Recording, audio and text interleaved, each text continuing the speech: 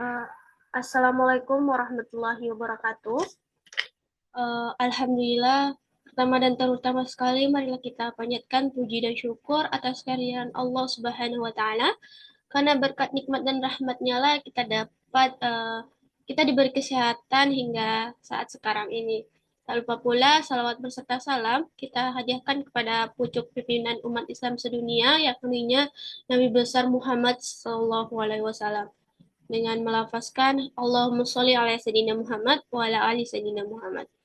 Yang terhormat, dosen pengampu mata kuliah Manajemen Perpustakaan, yaitu Ibu Sulasri, Dr. Sulasri MPD, dan Ibu Dera Enceria Damanik, MED, PhD. Sebelumnya, perkenalkan saya Mutia Adifa dengan NIM 2300211. Pada video kali ini saya akan mereview atau menyimpulkan isi bacaan yang saya baca mengenai buku pengelolaan perpustakaan, yang mana editornya itu atau penulisnya yaitu F. Rahayu Ningsih. Buku ini terdiri dari 5 bab. Yang pertama, bab 1 mengenai pengantar umum perpustakaan, bab 2 mengenai pengembangan koleksi, bab 3 mengenai pengolahan koleksi, bab 4 layanan pengguna, dan bab 5 pemeliharaan koleksi. Langsung saja kita masuk pada bab 1, yaitu pengantar umum perpustakaan.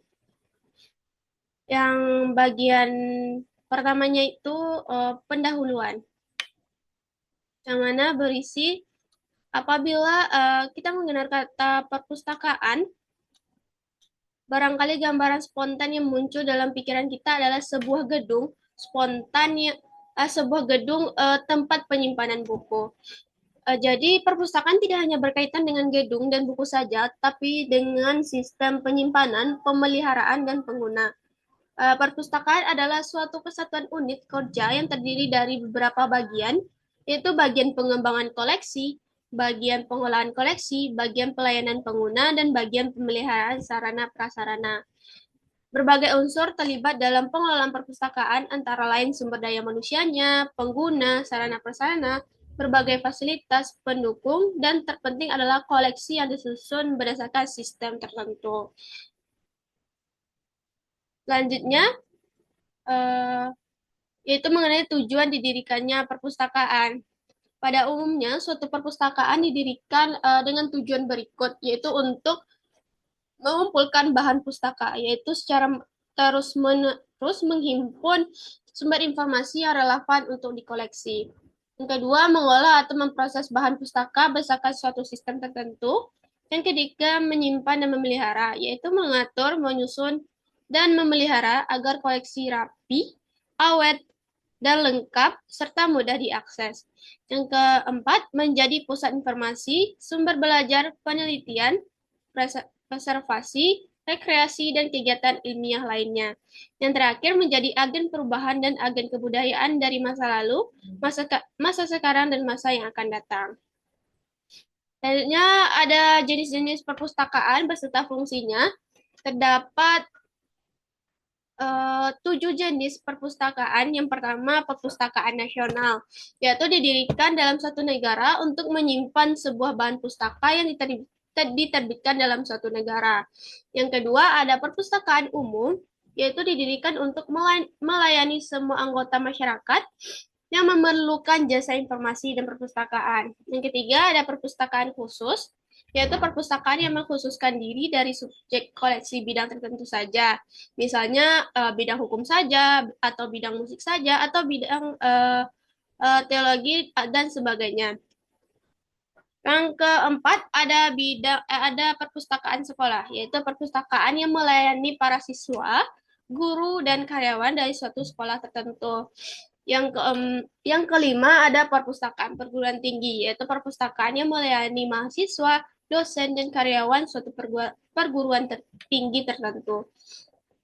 Yang keenam, ada perpustakaan kelembagaan, yaitu perpustakaan yang dimiliki dan dikelola oleh lembaga-lembaga atau organisasi tertentu, misalnya perpustakaan yang ada di masjid, di gereja, atau perpustakaan penelitian dalam suatu instansi.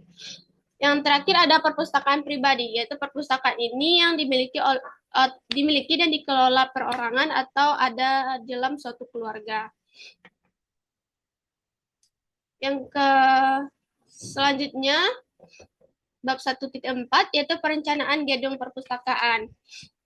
Beberapa pertimbangan yang perlu diperhatikan dalam proses perencanaan pembangunan gedung perpustakaan adalah yaitu yang pertama struktur organisasinya, yaitu sebagai dasar desain gedung perpustakaan yang baik adalah struktur organisasi perpustakaan yang akan menentukan jenis, fungsi, lokasi, jumlah, ukuran, dan ciri-ciri lain dari berbagai unsur gedung perpustakaan.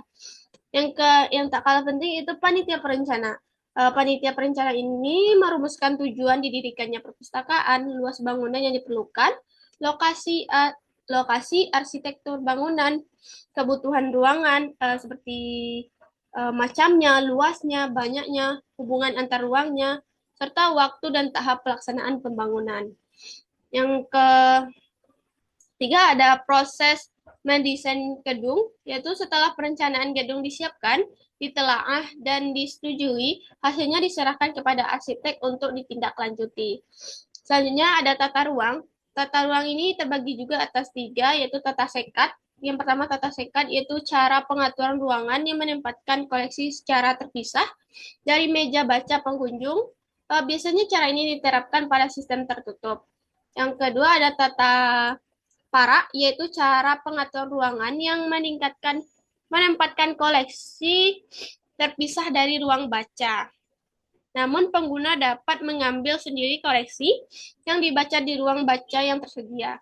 Cara ini cocok digunakan pada sistem terbuka.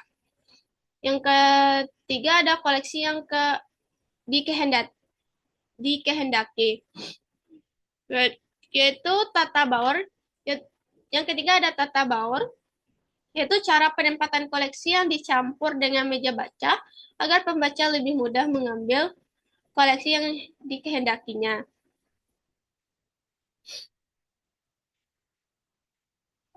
Bab 1.5 yaitu mengenai komputerisasi perpustakaan.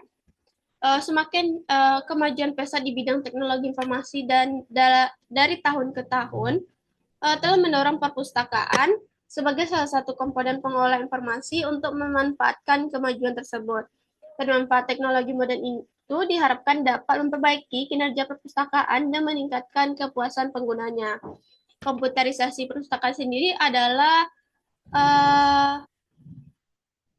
dipakainya komputer dalam setiap tahap pekerjaan perpustakaan secara terintegrasi dengan menggunakan sistem tertentu.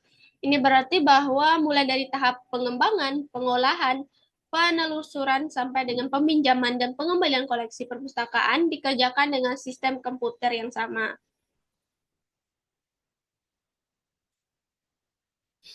Yang bab 1.6 mengenai kegiatan-kegiatan pokok perpustakaan. Jadi ada empat kegiatan pokok perpustakaan. Yang pertama pengembangan koleksi, yaitu meliputi pemilihan, pemesanan, pembelian, dan inventarisasi bahan pustaka. Yang kedua pengolahan koleksi, yaitu meliputi penentuan subjek, klasifikasi penentuan tajuk, entry data, dan pemberian kelengkapan koleksi agar dapat dilayangkan kepada pengguna perpustakaan. Yang ketiga ada layanan pengguna, yaitu meliputi layanan loker, layanan sirkulasi, layanan ruang baca, layanan terbitan berkala, layanan referensi, dan penelusuran informasi, layanan workstation, layanan fotokopi, layanan pendidikan pengguna, dan lain sebagainya. Yang keempat, kegiatan yang keempat itu pemilihan koleksi, yaitu meliputi pelestarian, pengawetan, dan perbaikan bahan pustaka. Selanjutnya, yaitu bab 2 mengenai pengembangan koleksi. Pengembangan koleksi sendiri adalah semua kegiatan untuk memperluas koleksi yang ada di perpustakaan, terutama kegiatan yang berkaitan dengan pemilihan dan pengadaan bahan pustaka. Pengembangan koleksi dilakukan untuk meningkatkan koleksi tidak hanya dari segi kuantitas, tetapi juga dari segi kualitas, yang mana dari segi kuantitas ini mencakup banyaknya judul dan eksempel koleksi yang diadakan sebuah perpustakaan. Sedangkan kualitas mencakup tingkat baik buruknya sebuah koleksi, ditinjau dari segi fisik, isi, kesesuaian dengan kebutuhan pengguna. Jadi meningkatnya jumlah koleksi harus disertai dengan meningkatnya jenis bahan bacaan yang sesuai dengan kebutuhan pengguna. Selanjutnya, bab 2.2 mengenai pengembangan koleksi buku. Pengembangan koleksi buku ini memiliki beberapa tahap, yaitu yang pertama pemilihan, yaitu dengan prinsip memilih koleksi sesuai kebutuhan pengguna, memilih yaitu ada beberapa prinsip dalam memilih koleksi sesuai dalam memilih koleksi. Yang pertama yaitu koleksi harus sesuai dengan kebutuhan pengguna. Memilih buku berkualitas, tidak memandang suku, agama, ras, profesi, aliran politik, perdagangan, tingkat pendidikan, serta kesesuaian dengan dana yang ada. Yang kedua ada pengadaan, yaitu metode pengadaan koleksi dengan pembelian, penerimaan hadiah, tukar-menukar, koleksi, dan keanggotaan organisasi. Dan selanjutnya ada evaluasi dan penyiangan. Dalam pengembangan koleksi ada evaluasi dan penyiangannya. Evaluasi koleksi dapat dilakukan dengan cara membagi kuesioner dengan pengguna untuk menentukan secara pasti jenis-jenis informasi yang mereka harapkan dapat ditemukan di perpustakaan. Sedangkan penyiangan adalah pemindahan koleksi, misalnya ada koleksi yang dari semulanya koleksi aktif, kemudian disingkirkan atau mengirim ke tempat penyimpanan dan mengganti dengan koleksi yang baru. Bab selanjutnya yaitu 2.3 mengenai pengembangan koleksi terbitan berkala. Jadi terbitan berkala ini adalah publikasi yang diterbitkan dalam jangka waktu tertentu. Dapat tidak teratur, namun pada umumnya teratur. Tiap terbitan diberi nomor secara berurutan dan diberi tanggal dengan rangkaian terbitan yang tanpa batas akhir. Jadi, terbitan berkala ini memiliki karakteristik yang pertama, terbitan dalam profesi tertentu. Kedua, terbitan berkala biasanya terbit secara terus-menerus, tidak hanya sekali terbit seperti buku. Yang ketiga, artikel yang menjadi isi dari terbitan ini biasanya tidak terlalu panjang, bahkan sangat pendek, bila dibandingkan dengan artikel pada buku. Yang keempat, isi bersifat mutakhir, menyampaikan informasi seperti berita, peristiwa-peristiwa, penemuan, dan gagasan-gagasan baru atau sesuatu yang dianggap menarik perhatian masyarakat banyak. Yang kelima, artikel yang satu dengan yang lainnya dalam setiap kali terbitan mempunyai topik yang tidak harus sama dan seringkali tidak saling berkaitan. Yang keenam, dikelola oleh sekelompok orang yang biasanya disebut redaksi. Redaksi inilah yang mengelola dan bertanggung jawab atas terbitan ini. Yang ketujuh, diterbitkan oleh suatu instansi, organisasi, atau lembaga. Yang terakhir, memiliki sistem kontrol internasional yang dikenal dengan ISSN atau International Standard Serial Number. Bab selanjutnya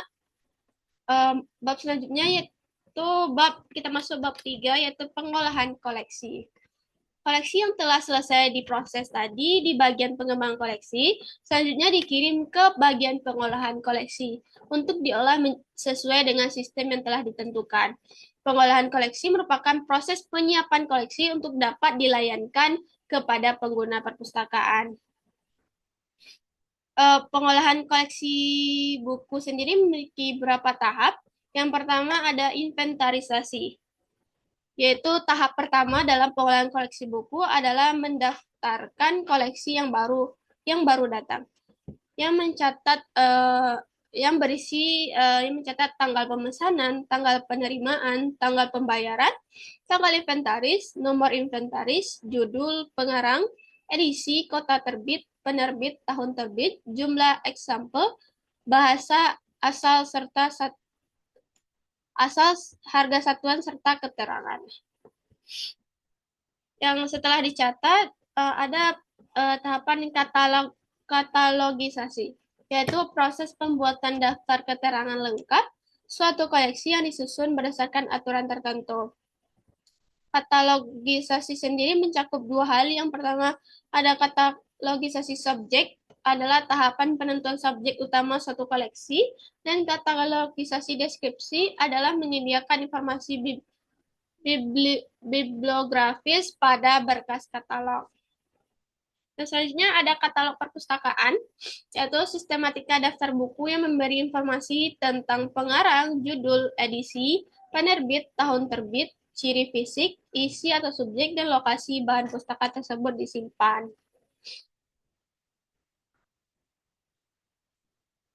Selanjutnya ada pengolahan koleksi terbitan berkala.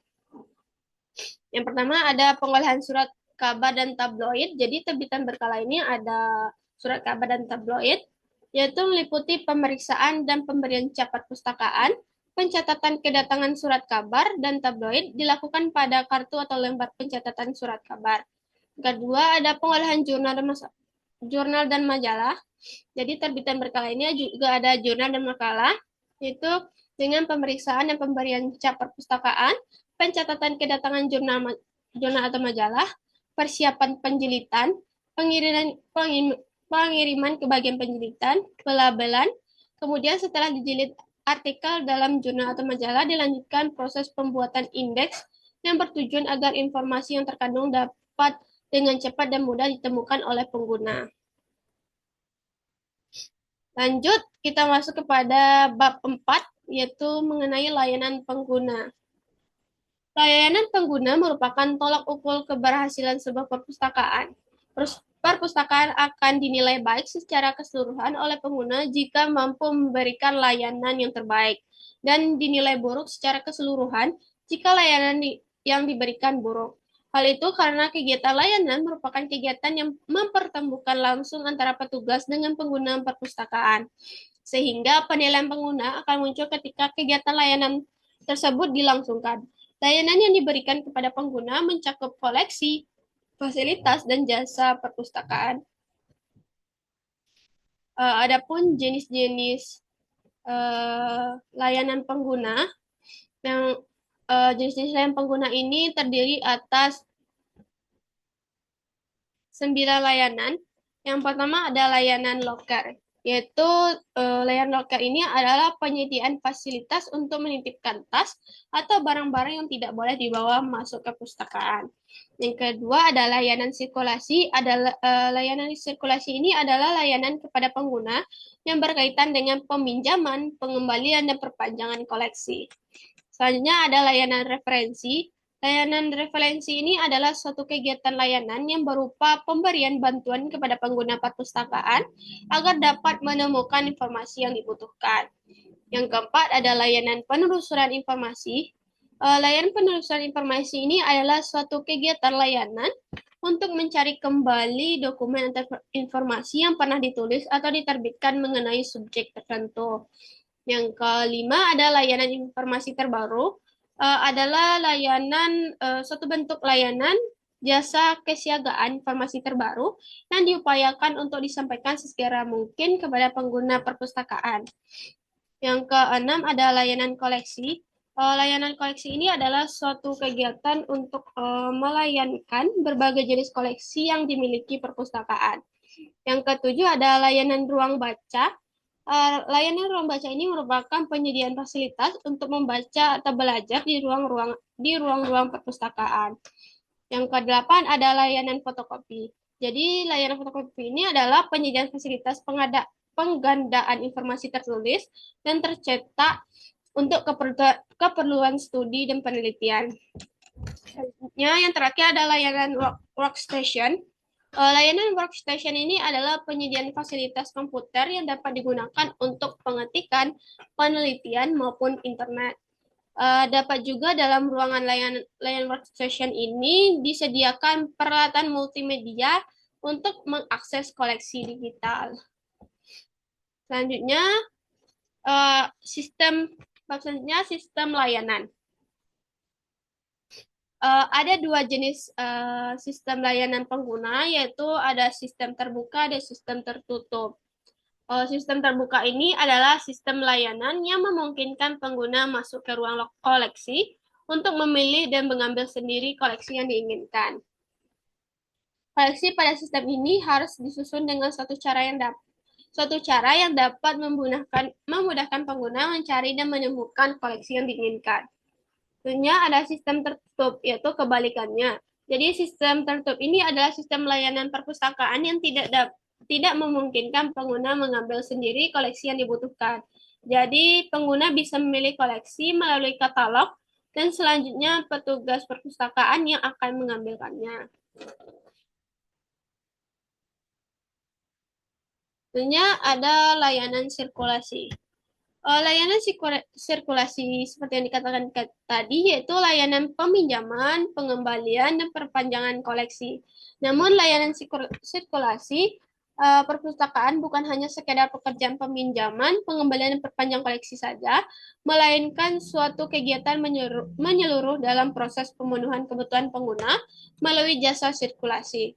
Hal ini karena bagian layanan sirkulasi masih memiliki tugas untuk penagihan koleksi yang belum dikembalikan, penagihan denda, pemberian surat beres administrasi perpustakaan, pencatatan jumlah pengunjung, serta peminjam.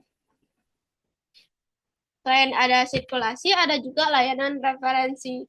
Melalui pengarahan dan rujukan petugas perpustakaan, khususnya petugas referensi, pengguna akan memperoleh informasi melalui bahan-bahan referensi yang ada di perpustakaan atau tempat lain.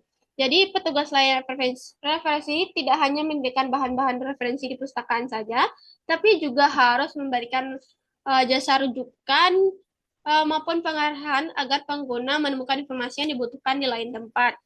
Jadi layar referensi mempunyai peran penting dalam perpustakaan karena melalui dialog dan komunikasi dapat membantu pengguna menemukan informasi yang dicari. Dengan demikian, maksud dari layanan referensi ini yaitu suatu kegiatan untuk membantu pengguna perpustakaan dalam menemukan informasi, yaitu dengan cara menjawab pertanyaan dengan menggunakan koleksi referensi, serta memberikan bimbingan untuk menemukan dan memakai koleksi referensi. Selanjutnya ada layanan terbitan berkala.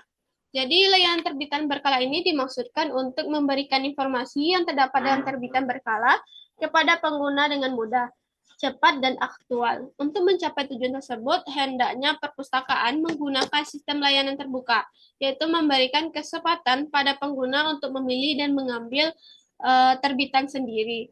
Jadi layanan terbitan berkala ada dua jenis, yaitu layanan surat kabar dan tabloid, serta layanan jurnal atau majalah. Tentunya ada juga layanan pendidikan pengguna. Pendidikan pengguna adalah kegiatan yang dirancang untuk mendidik pengguna atau pemakai perpustakaan agar mengetahui sumber-sumber informasi perpustakaan yang terdiri dari koleksi, fasilitas, dan jasa perpustakaan. Mendidik pengguna dalam memanfaatkan sumber-sumber informasi secara tepat dan cepat, serta mendidik pengguna perpustakaan untuk menjadi pengguna yang tertib dan bertanggung jawab. Dengan pendidikan pengguna, diharapkan kekayaan perpustakaan dalam bentuk koleksi, baik tercetak maupun non-cetak, dengan segala fasilitas dan pelayanan yang ada, dapat dimanfaatkan dengan maksimal oleh pengguna secara bertanggung jawab.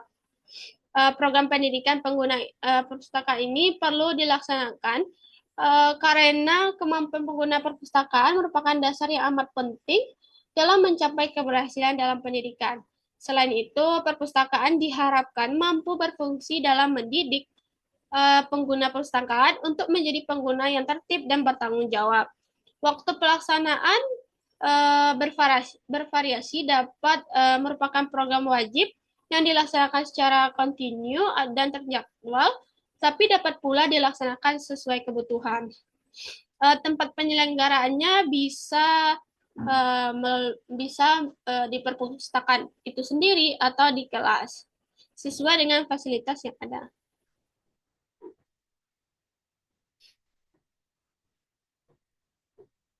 Kita masuk pada bab terakhir, yaitu pemeliharaan koleksi. Perpustakaan sebagai salah satu pengelola informasi bertugas mengumpulkan, mengolah, menyajikan, dan merawat koleksi untuk dapat dimanfaatkan oleh pengguna dalam jangka waktu yang lama, secara efektif dan efisien. Jadi, koleksi perlu dirawat dan dilestarikan agar ilmu pengetahuan dan teknologi yang terkandung di dalamnya dapat diwariskan ke generasi yang akan datang. Jadi pemeliharaan koleksi sangat dibutuhkan agar pengguna bisa terus menikmati layanan yang ada di perpustakaan. Adapun sumber penyebab dan cara menghindari kerusakan. Ada beberapa faktor yang menyebabkan buku cepat rusak dan kotoran lain. Yang pertama ada dari alam, yaitu udara lembab, air, jamur, debu, sinar matahari langsung, dan dimakan waktu. Ada pula dari serangga, misalnya seperti kecoa dan rayap. Tentunya ada juga dari manusia. Ulah manusia yang dapat merusak buku antara lain menyobek, membuat coretan, melipat halaman, dan mengotorinya. Ada pula akibat yang ditimbulkan oleh faktor-faktor tadi adalah yang misalnya ada dari alam, yaitu udara lembab mengakibatkan timbulnya jamur dan mikroorganisme yang dapat merusak koleksi. Kemudian koleksi yang terkena air mengakibatkan timbulnya jamur pada koleksi, bentuk koleksi berubah dan mudah hancur. Yang ketiga, koleksi yang terkena sinar matahari secara langsung mengakibatkan koleksi berubah warna dan lebih cepat lapuk. Sebenarnya akibat dari serangga tadi, kerusakan yang diakibatkan oleh serangga adalah koleksi berlubang, jilitan rusak, bahkan koleksi hancur dimakan serangga. Kemudian ulah manusia tadi, kerusakan yang disebabkan oleh manusia adalah halaman sobek, dicoret-coret, dilipat, dan kotor karena sisa makanan. Sisa makanan ini dapat menimbulkan jamur pada koleksi. Selanjutnya, ada beberapa cara yang dapat dilakukan untuk mencegah dan mengurangi kerusakan koleksi tersebut adalah yang pertama, mencegah dari alam supaya udara tidak lembab dan tidak tumbuh jamur. Ruangan perpustakaan harus tetap terang, ventilasi harus cukup dan terawat dengan baik. Bila tidak ada ventilasi, maka di dalam ruangan dipasang lampu yang tetap menyala atau dipasang AC dengan temperatur 22 derajat sampai 25 derajat Celcius. Selanjutnya serangga. Supaya tidak dimakan serangga, sebulan sekali buku-buku disemprot dengan cairan obat anti serangga dan di setiap rak diberi kapur barus. Selanjutnya oleh kerusakan manusia. Kerusakan yang disebabkan oleh manusia dapat dihindari dengan meningkatkan kesadaran para pengguna perpustakaan, misalnya dengan mengadakan acara pendidikan pengguna.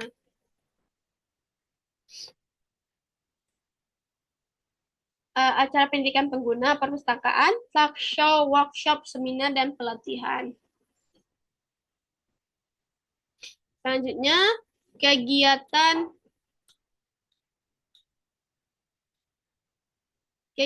pemeliharaan koleksi. Kegiatan pemeliharaan koleksi ini ada 3, yaitu pelestarian atau preservation, yaitu kegiatan yang dilakukan untuk mempertahankan koleksi agar dapat digunakan dalam jangka waktu yang lama.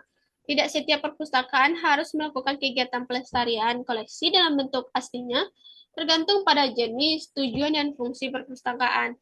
Suatu perpustakaan mungkin hanya menyimpan koleksi terakhir atau hanya menyimpan bentuk mikro atau fotokopinya saja, sehingga hanya melakukan pengawetan tanpa harus melakukan pelestarian.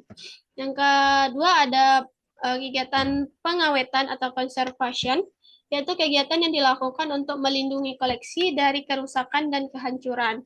Koleksi yang terbuat dari kertas merupakan bahan yang mudah terbakar, mudah robek, dan mudah rusak karena dimakan serangga, kena noda, debu, dan jamur. Oleh karena itu, koleksi perpustakaan perlu dilindungi dengan cara membersihkan debu, mengadakan pengasepan untuk membunuh serangga dan jamur, dan menghilangkan noda. Penguatan perlu dilakukan secara rutin agar informasi yang terdapat dalam koleksi selalu terjaga dengan baik dan utuh.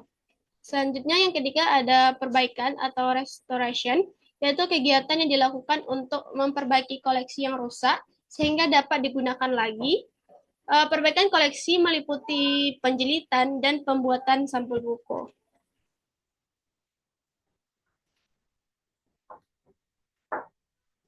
Mungkin ini sedikit mengenai buku yang saya baca. yaitu judulnya mengenai pengelolaan perpustakaan, terbitan tahun 2007. Penerbitnya yaitu Geraha Ilmu, serta kota terbitnya di Yogyakarta. Mungkin cukup sekian ringkasan buku yang saya baca mengenai pengelolaan perpustakaan. Jika ada kata yang salah, mohon dimaafkan. Saya akhiri. Wassalamualaikum warahmatullahi wabarakatuh.